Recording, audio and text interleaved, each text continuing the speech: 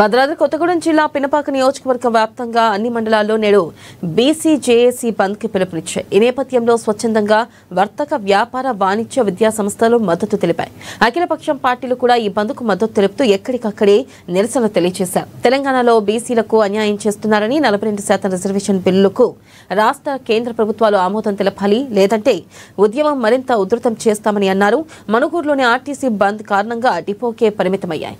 ఇక బంద్ నేపథ్యంలో ఎటువంటి అవాంఛనీయ సంఘటనలు జరగకుండా పోలీసులు భారీ బందోబస్తు ఏర్పాటు చేశారు.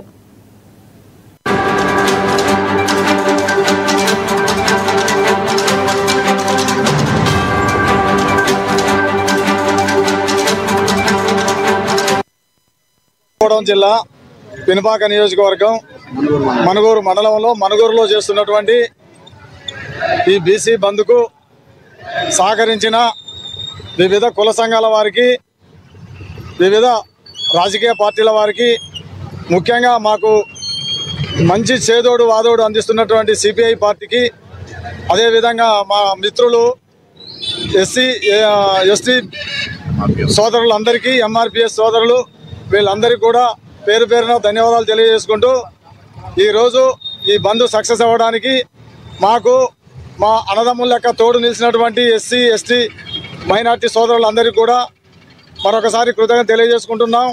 అదేవిధంగా మా బీసీల బిల్లును అడ్డుకుంటున్న కేంద్ర ప్రభుత్వం దీన్ని ఎమ్మటే అమలు చేయాలని, దీనికి ఎటువంటి అడ్డంకులు లేకుండా అమలు చేయాలని కోరుకుంటూ, ఈ బిల్లుకు అందరూ మద్దతు తెలుపుతున్నారు. కానీ మరి ఈ బిల్లు ఎక్కడ ఆగిపోయింది అనేది ఒకసారి మనం ఆలోచించుకోవాల్సిన విషయము. కాంగ్రెస్ గవర్నమెంట్ ఇచ్చింది, బీజేపీ గవర్నమెంట్ ఆఫ్ చేసింది. కానీ బీజేపీ గవర్నమెంట్ కూడా ఈరోజు మా బంద్కు మద్దతు తెలిపింది.